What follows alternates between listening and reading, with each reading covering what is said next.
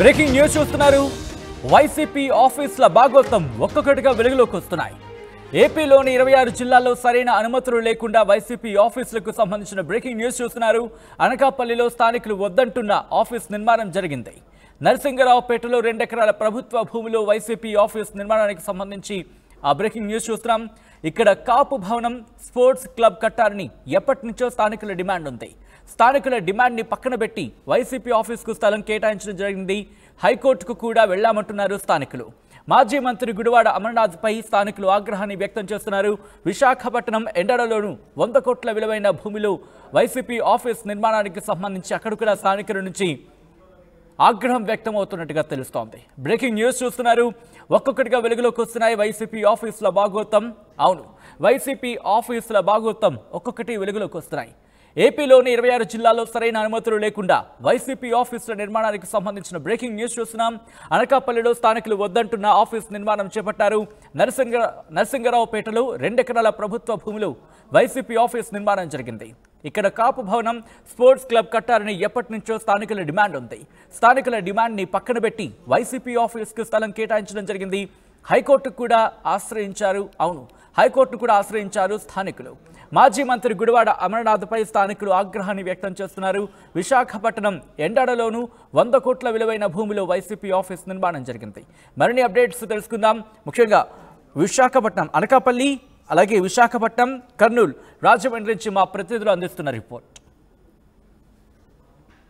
ప్రస్తుతం నేను అనకాపల్లి జిల్లా వైసీపీ పార్టీ కార్యాలయం కొత్తగా నిర్మితవుతున్న కార్యాలయం దగ్గర ఉన్నా. ఇక్కడ అనుమతులు లేకుండా ఎకరం 75 సెంట్లలో నిర్మాణం చేశారని ఇక్కడ స్థానికులు కూడా అయితే మండిపడుతున్న పరిస్థితి. ప్రస్తుతం మనం చూడొచ్చు, నిన్న జీఎంసీ అధికారులు వచ్చి దీనికి సరిగ్గా అనుమతులు లేవు, ఎప్పుడు అనుమతులు తీసుకున్నారు అంటే ఇక్కడ నోటీసులు కూడా అంటించడం జరిగింది. విజువల్స్ చూస్తున్నాం. గ్రేటర్ మున్సిపాలిటీ వాళ్ళు వచ్చి ఇక్కడ పూర్తిగా అయితే ఈ సర్వే నెంబరు, అలాగే ఇది ఎన్ని ఎకరాల్లో మొత్తం అంతా ఇక్కడ నోటీస్ బోర్డు అయితే అంటించడం జరిగింది. ఇది అనుమతులు లేకుండా ఎలా నిర్మాణం చేశారంటూ ప్రశ్నించారు. అలాగే గతంలో ఇది కాపు భవనంగా అడిగితే ఎందుకు ఇవ్వలేదని కూడా స్థానికులుగా ఉన్న ఇక్కడ అయితే డిమాండ్ చేయడం జరిగింది.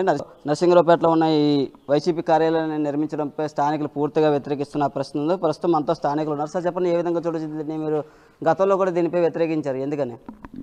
గతంలో ఇది ఎన్నో సంవత్సరాల నుంచి ఈ భూమిని అయితే గ్రామ పెద్దలు, మా తర్వాత పెద్దలు కూడా అందరూ కూడా గ్రామ అవసరాలకు గ్రామం పెరుగుతుంది కాబట్టి రేపు పొద్దున్న ఎలాంటి ఫంక్షన్లు చేసుకోవాలన్నా, ఎలాంటి పండుగలు చేసుకోవాలన్నా, ఇక్కడ ఓపెన్గా ఏదైనా పార్క్ చేసుకోవాలన్నా సరే ఒక స్థలం ఉండాలి అని బాగా ఆలోచించి, ఫ్యూచర్ ఆలోచించి గ్రామ పెద్దలందరూ ఏం నిర్ణయించారంటే, మనకి ఏదైతే భూమి ఉందో గ్రామం మధ్యలోని ఇది మన ఉమ్మడి అవసరాలకు ఉంచుకొని, ఎందుకంటే గ్రామం రోజు రోజుకి పెద్ద అవుతున్న కొలిది మనకి ఎక్కడ కూడా స్థలాలు కూడా ఉండట్లేదు గ్రామంలో. కనుక ఈ స్థలాన్ని కాపు కమ్యూనిటీ హాల్గా కట్టుకొని మిగతా స్థలాన్ని ఇండోర్ స్టేడియం కట్టుకుందామని చెప్పి నిర్ణయించుకొని, ఇప్పుడు ఎన్నో సంవత్సరాల కిందటే నిర్ణయించుకొని ఈ స్థలం ఉంచడం జరిగింది. మరి ఈ స్థలాన్ని ఎవరికి కూడా ఆక్రమణ గురవ్వకుండా పేలాగొండ సత్యనారాయణ గారు ఉడా అప్రూవల్లోని చుట్టూ వాల్ కట్టించి దీన్ని సంరక్షించారు. తర్వాత వైసీపీ ప్రభుత్వం 2019లో గెలకముందు ఇక్కడికి వచ్చిన అమర్నాథ్ ఎట్టి పరిస్థితుల్లో హామీ తీసుకున్నాడు. నేను ఎట్టి పరిస్థితుల్లో ఇక్కడ కాపు కమ్యూనిటీ హాల్ కట్టిస్తాను, నన్ను గెలిపించండి, మీ అందరికీ కమ్యూనిటీ హాల్ కట్టిస్తాను, ఈ భూమి మీకే చెందుతుంది అని చెప్పి మాట ఇచ్చి గెలిచిన తర్వాత తన వైఖరిని మార్చుకొని తన పని అయిపోయిందని తెలుసుకొని గ్రామ ప్రజలను మభ్యపెట్టి వాళ్ళని భయపెట్టి అక్రమంగా ఇక్కడ ఎన్నో కేసులు వేసినా సరే అక్రమంగా దౌర్జన్యంగా సరే ఇక్కడ ఈ వైసీపీ కార్యాలయం కట్టించారు. దీనికి ప్రజలందరూ ఖండించారు. దీని మీద పిల్లి కూడా వేసాం కోర్టులోని, చాలా కేసులు కూడా పెట్టారు మా మీద. కానీ మేము ఒకటే అంటున్నాం, మేము దేనికి కూడా వ్యతిరేకత కాదు ఏ పార్టీకి. ఇలా రాష్ట్ర వ్యాప్తంగా ప్రతి దగ్గర కూడా పార్టీ కార్యాలయాలు కట్టుకున్నారు. కానీ మా దగ్గరకు వచ్చేసరికి ఏంటంటే, మా పార్టీకి ఇక్కడ కట్టిన పార్టీ కార్యాలయం గురించి మాట్లాడుతున్నాం. ఇది మా గ్రామానికి చెందిన భూమి. ఈ భూమి మేము ఎన్నో సంవత్సరాల నుంచి ఇక్కడ ఉంచుకున్నాం. కనుక దీన్ని మా కాపు కమ్యూనిటీ వాళ్ళకి అప్పగించాలని చెప్పి వైసీపీ వాళ్ళని డిమాండ్ చేస్తున్నాం. అలాగే ఇప్పుడున్న అధికార పార్టీ ఏదైతే ఉందో ఉమ్మడి పార్టీ వాళ్ళ నాయకులకి కూడా ఎట్టి పరిస్థితుల్లో దీన్ని కాపు కమ్యూనిటీ హాల్గా మార్చాలని చెప్పి డిమాండ్ చేస్తున్నాం. చెప్పండి, అసలు అది పూర్తిగా మీరు గ్రామస్తులు ఎప్పటి నుండి ఈ వాదన ఉంది? ఎందుకంటే సుమారుగా 2 ఎకరాల పైగా విస్తీర్ణంలో ఈ భవనాన్ని కట్టారు కదా. గత 20 సంవత్సరాల నుండి కూడా టీడీపీ హయాంలోని దాడి వీరభద్రరావు సమక్షంలోనే అప్పటి నుండి కూడా ఇది ఆర్గ్యుమెంట్ అవుతూనే ఉందండి. ఇది గతంలోనైతే టీడీపీలోని వీరభద్ర గారి హయాంలోని ఈ స్థలాన్ని అనకాపల్లిలో ఇస్తానంటే మేము వద్దని ఉమ్మడి గ్రామ ప్రజలందరం కూడా దీన్ని వ్యతిరేకించి ఈ స్థలాన్ని అప్పుడు వీరభద్ర గారితో చెప్పి ఆక్యుపై చేయడం జరిగిందండి. ఇది కరెక్ట్గా 5 ఎకరాలండి భూమి. ఈ 5 ఎకరాల్లోని శ్రీశక్తి భవనం బిల్డింగ్కి ఒక 60 సెంట్లు పోయి, అలాగే మా వైఎస్ఆర్ పట్టణ ప్రాథమిక కేంద్రం అనే అది దానికి 30 సెంట్లు తీస్తారండి. అలాగే అంగన్వాడీకి కూడా 15 సెంట్లు తీస్తారు. ఈ ఉన్నది 3 ఎకరాల 70 సెంట్లు కూడా గ్రామానికి కళ్యాణ మండపానికి మేము టీడీపీ అయ్యాములని మన పేలగోం సత్యనారాయణ గారి ఆధ్వర్యంలో మేము కళ్యాణ మండపానికి పెట్టామండి. పెడితే కాపు కళ్యాణ మండపం బిల్డింగ్ మొత్తం 2,50,00,000 శాంక్షన్ అయింది. దానికి 50 లక్షలు కూడా శాంక్షన్ చేయడం జరిగింది. అయితే మా అదృష్టం కొలది ఏంటంటే ప్రభుత్వం మారింది. నెక్స్ట్ అయితే మన ఇప్పుడు అమర్నాథ్ ఏం చేశాడంటే గ్రామ కమిటీ వేశారండి. కమిటీలోని మీటింగ్లో కూడా చెప్పాడు, మీ గ్రామానికి ఏంటి కావాలో చెప్పండి, మౌలిక సదుపాయాలు నేను చేస్తాను మా ప్రభుత్వం వస్తానంటే మేము ఊరోళ్ళందరం కూడా మీటింగ్లోని సార్ మాకు గ్రామానికి కళ్యాణ మండపం కావాలండి. నేను ఎందువల్లంటే ఏ చిన్న ఫంక్షన్లు అయినా ఏ కార్యక్రమం అయినా కూడా స్థలం లేక నానా ఇబ్బందులు పడుతున్నాం. ఆల్రెడీ 3 ఎకరాల 70 సెంట్లు ఉంది. దాంట్లోనే మా కళ్యాణ మండపం కట్టించిస్తే మేము అందరికీ వేస్తామని మన గ్రామస్తులందరూ కూడా మాటిచ్చి ఆయన్ని గెలిపించడం జరిగిందండి అందరూ. దాని అధికారం వచ్చిన తర్వాత ఆ మాట పక్కన పెట్టేసి ఆయన వచ్చి ఇక్కడ వైఎస్ఆర్ కాంగ్రెస్ పార్టీ బిల్డింగ్కి శంకుస్థాపన చేస్తే మేము గ్రామస్తులంతా అడ్డుకున్న తర్వాత మా అందరినీ కూడా పోలీసు ఫుల్ ప్రొడక్షన్ వచ్చి ప్రభుత్వం వాడిది. అందువల్ల మమ్మల్ని చాలా ఇబ్బందులు పెట్టేసి దౌర్జన్యంగా ఇది కట్టడం జరిగిందండి.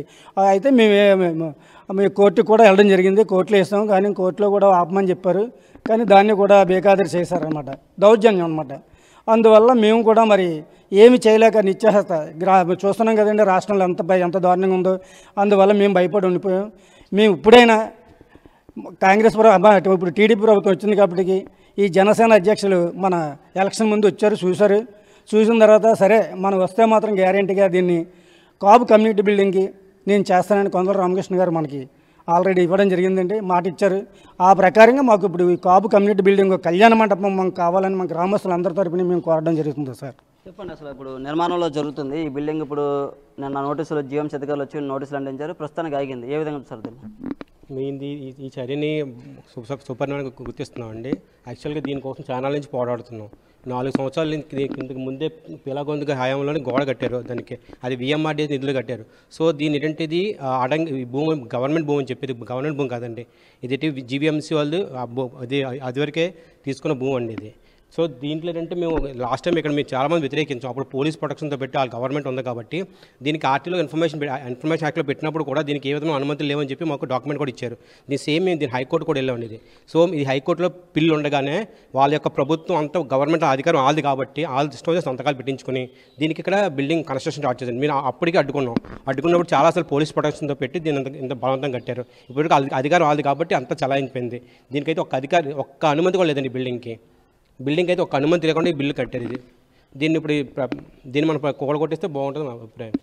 అయితే ఇక్కడ స్థానికులు అయితే చెప్తున్నారు పూర్తిగా ఈ భవనానికి పూర్తిగా అనుమతులు లేవు, అనుమతులు లేకుండా నిర్మించారని. అలాగే రాష్ట్ర వ్యాప్తంగా వైసీపీ కార్యాలయం నిర్మాతం అవుతున్నా అనకాపల్లి జిల్లా మాత్రం ఈ కార్యాలయం వివాదాస్పదంగా ఉందని చెప్పచ్చు. ఎందుకంటే ఇక్కడ ఎప్పుడో హామీ ఇచ్చారు ఇది కమ్యూనిటీ హాల్గా కడతారని చెప్పేసి, అలాంటిది మాట తప్పి ఇప్పుడు అధికారంలోకి వచ్చాక వైసీపీ పార్టీ ఈ పార్టీ కార్యాలయం ఎంతవరకు కట్టుకుంటారా అంటూ వీళ్ళు ప్రశ్నిస్తున్నారు. ఈ సందర్భంగా మేము కోర్టు కూడా వెళ్ళాం, కోర్టులో కూడా ఈ కేసు నడుస్తుండగా మమ్మల్ని బెదిరించి ఈ కార్యాలయాన్ని కట్టారు. ఇప్పుడు ప్రభుత్వం మారింది కాబట్టి ఇప్పటికైనా ఇది మాకు కమ్యూనిటీ హాల్గా కావాలని అయితే వీళ్ళు డిమాండ్ చేస్తున్నారు. ఏమైనప్పటికీ కూడా అనకాపల్లి జిల్లాలో వైసీపీ కార్యాలయంపై ఒక వివాదాస్పదం అనేది మనం చెప్పవచ్చు. ఇది ఇక్కడ పరిస్థితి. Naidu, RTV, Anakapalli. Welcome to RTV. నేను శివరామకృష్ణ.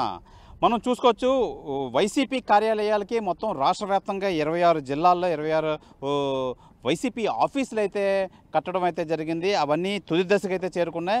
అయితే మనం ఇప్పుడు విశాఖ ఎండాడ వద్ద ఉన్న వైసీపీ కార్యాలయం దగ్గర అయితే ఉన్నాం. అయితే దీనికి సంబంధించి ఈ రూల్స్ విరుద్ధంగా కట్టారు. అసలు దీనికోసం అని చెప్పి వీళ్ళు ఏమి ప్రభుత్వానికి అయితే డబ్బులు ఏమి చెల్లించకుండా ఉచితంగా అయితే ఈ ల్యాండ్లు తీసుకొని అందులో ఈ కార్యాలయాలు కట్టారని చెప్పి ఒక ఆరోపణలు అయితే వస్తున్నాయి. ఆరోపణల నేపథ్యంలో అయితే అధికారులు అయితే నిన్న వైసీపీ ఎండాడ వద్ద ఉన్న వైసీపీ కార్యాలయం దగ్గర అయితే మనం ఎక్కడైతే ఉన్నామో ఆ కార్యాలయంకి అయితే నోటీసులు అయితే అంటించారు. అయితే ఆ నోటీసులకు సంబంధించి మాజీ మంత్రి గుడివాడ అమర్నాథ్ అయితే ఆ నోటీసులు వెంటనే తీసి పారేయడం అయితే జరిగింది. అది మనం విజువల్స్ రూపంలో కూడా మనం చూపించడం అయితే జరిగింది ఆల్రెడీ.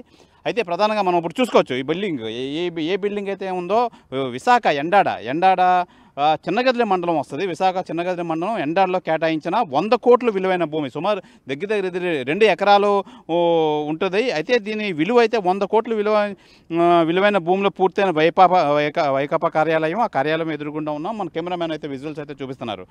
అయితే నిన్న జీవీఎంసీ అధికారులు ఎవరైతే వచ్చారో వాళ్ళు ఈ కార్యాలయానికి ఈ స్టార్టింగ్లో ఉన్న గోడ అయితే ఉందో దానికైతే నోటీస్ అంటించడం అయితే జరిగింది. అది నిన్న మాజీ మంత్రి గుడివాడ అమర్నాథ్ అయితే తీసివేయడం అయితే జరిగింది. అయితే దీనికోసం ఈ కార్యాలయం చిన్నగదిరి మండలంలో అయితే ఉంది. ఇది 2 ఎకరాలు దాదాపుగా 100 కోట్ల విలువైన ఉంటుంది. అందుకని నామమాత్రం రుసుము కూడా చెల్లించకుండా వీళ్ళు ఉచితంగా ఇది స్వాధీనం చేసుకున్నారు వైకాపా ప్రభుత్వం హయాంలో. అయితే ఇది ఆల్రెడీ కన్స్ట్రక్షన్ మొత్తం దాదాపు 95% అయితే కన్స్ట్రక్షన్ అంతా మిగిలిపోయింది. ఇంకా చిన్న ప్యాచ్ వర్క్స్ అయితే మిగిలి మనం చూడొచ్చు, మనం విజువల్స్లో చూస్తున్నాం. అలాగే దీనికి సంబంధించి దీనికోసమే ఇప్పుడు ఎండాడ ఎక్కడైతే ఉన్నామో ఈ బిల్డింగ్ కోసమే లా కాలేజ్ రోడ్డు, మనం మధురవాడ లా కాలేజ్ అంటారు, ఆ లా కాలేజ్ రోడ్డుకి అనుకుని తిన్నంగా వస్తే ఈ బిల్డింగ్ అయితే ఉంటుంది. ఈ లా కాలేజ్ రోడ్డును 80 అడుగులు ఇంతకుముందు అయితే ఉండేది. ఆ 80 అడుగులు నుంచి 100 అడుగులు విస్తరించారు. ప్రధానంగా ప్రభుత్వం వాళ్ళ హయాంలో వాళ్ళ ప్రభుత్వంలో ఉండేటప్పుడు అయితే ఈ బిల్డింగ్ కోసం 80 అడుగులు ఉన్న ఈ రోడ్ని 100 అడుగులు కూడా విస్తరించి ఈ మొత్తం తార్ రోడ్లతో మొత్తం అంతా ముస్తాబు చేసిన అయితే జరిగింది. అయితే ఈ కోణంలో అయితే ఇది రాష్ట్ర వ్యాప్తంగా అయితే పెద్ద చర్చ జరుగుతుంది. మొత్తం రాష్ట్ర వ్యాప్తంగా 26 జిల్లాల్లో అయితే ఇదే పరిస్థితి అయితే నెలకొంది. ఏదైతే మనం చూస్తున్నామో ఇదే నమూనాలో అయితే మొత్తం అన్ని జిల్లాల్లో కట్టడం అయితే జరిగింది. ఇది విశాఖ ఎండాడ మధురవాడ దగ్గర ఉన్న ఎండాడ ప్రాంతంలో అయితే ఉంది ఈ వైసీపీ కార్యాలయం. మొత్తానికైతే ఇది ఈ నిబంధనలకు విరుద్ధంగా కట్టారని చెప్పి ఇప్పుడైతే ఏ ప్రభుత్వం అయితే ఉందో ఆ ప్రభుత్వం మొత్తం అంతా దీన్ని మొత్తం బయటకు తీసే ప్రక్రియ అయితే మొదలుపెట్టింది.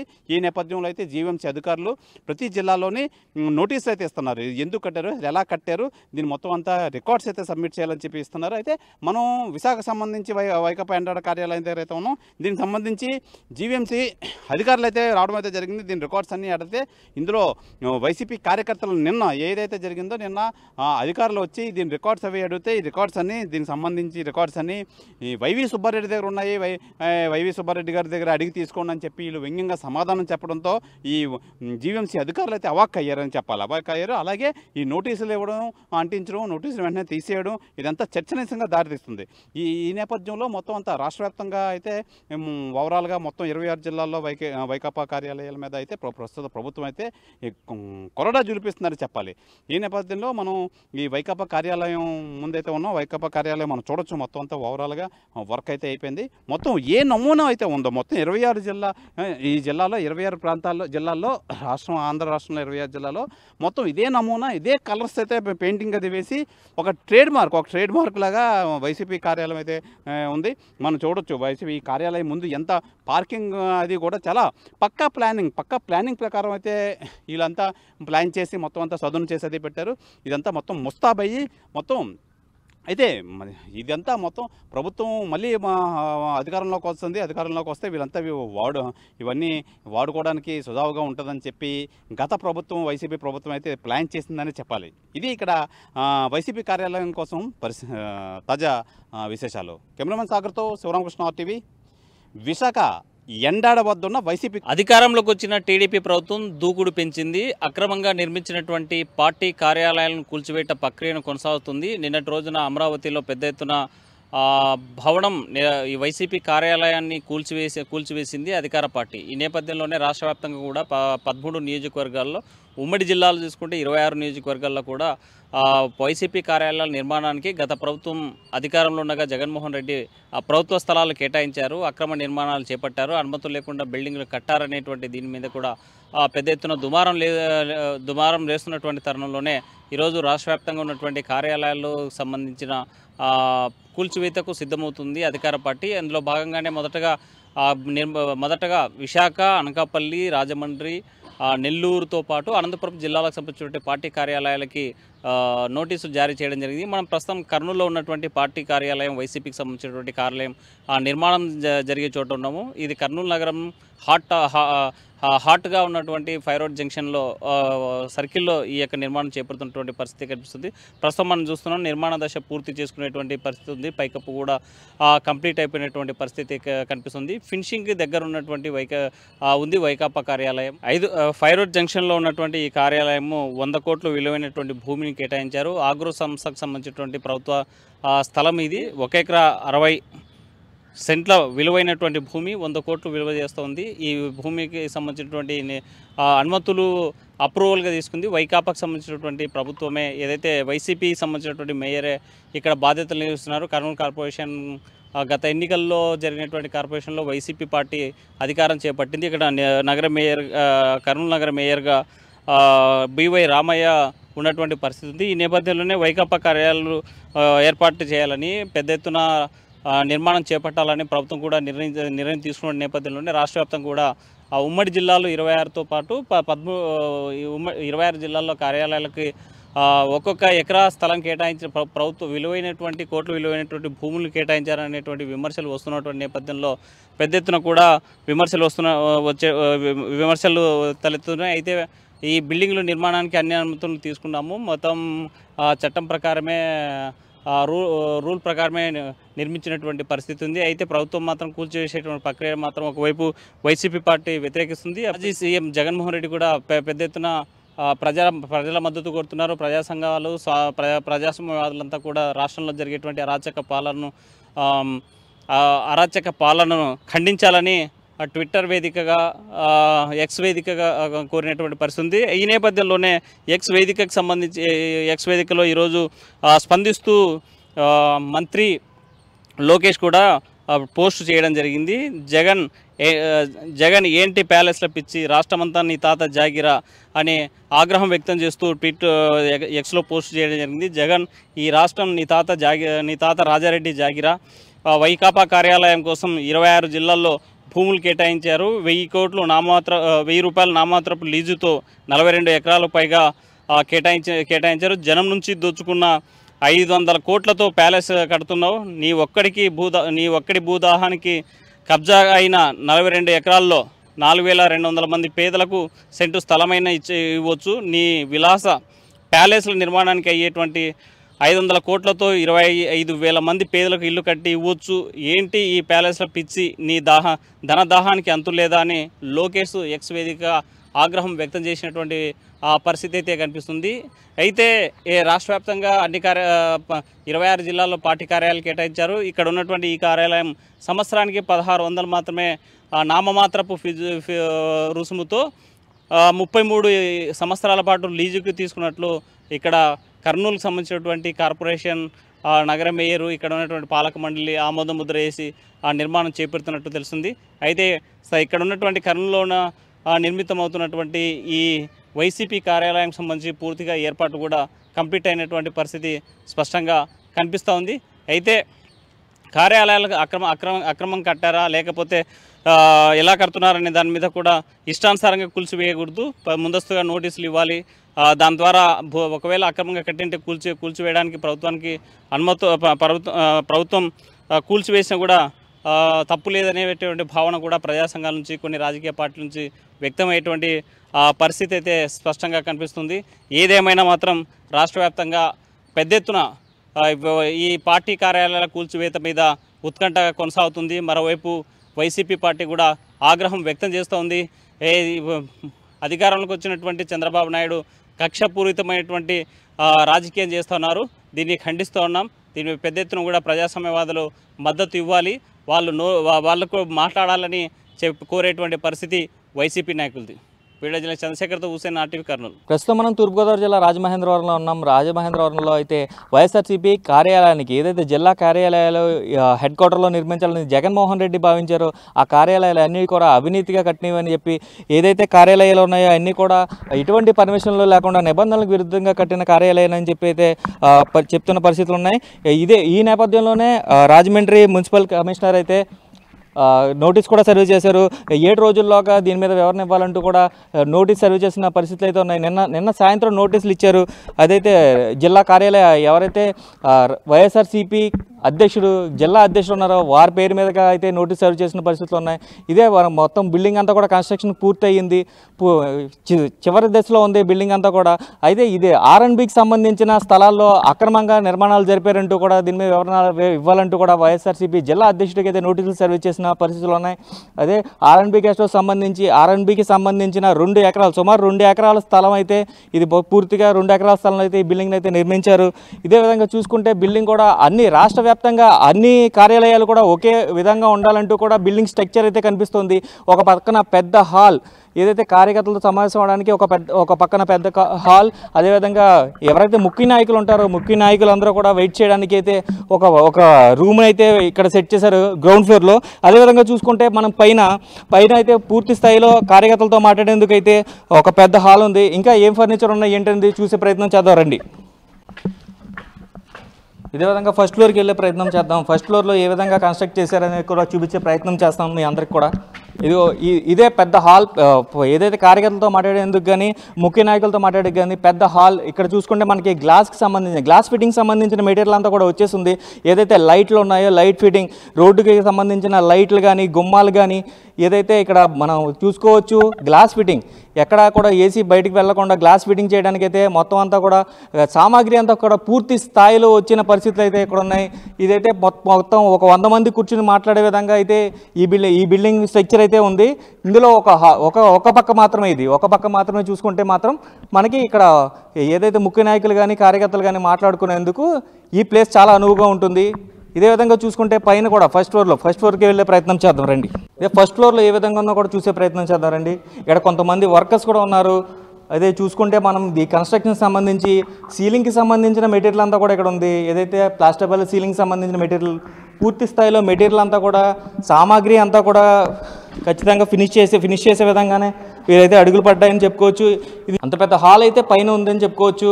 అదేవిధంగా చూసుకుంటే నోటీస్ సర్వ్ చేసిన కమిషనర్ ఏమని సమాచారం ఇచ్చారంటే రాజమండ్రిలో కార్యాలయంలో మున్సిపల్ కార్పొరేషన్ దినేష్ కుమార్ నోటీసులు అయితే జారీ చేశారు మున్సిపల్ కమిషనర్. అదేవిధంగా చూసుకుంటే ప్రభుత్వంలో అక్రమ కట్టడమైన భవనం అంటూ కూడా ఆయన నోటీస్లో పొందుపరిచిన విషయం అయితే చూసుకోవాలి. ఒకవేళ 7 రోజుల లోపల మొత్తం బిల్డింగ్ అంతా డౌన్ చేయాలి, లేదంటే కనుక మున్సిపల్ యాక్ట్ 452(2) మరియు 461(2) ప్రకారం చట్టంతో ఎటువంటి సమాచారం ఇస్తారు, నోటీస్కి రిప్లై ఏ విధంగా ఇస్తారు అనేది మాత్రం వేచి చూడాల్సిన పరిస్థితులు ఉన్నాయి. కెమెరామెన్ విజయ్తో శంకర్, RTV, తూర్పుగోదావరి జిల్లా.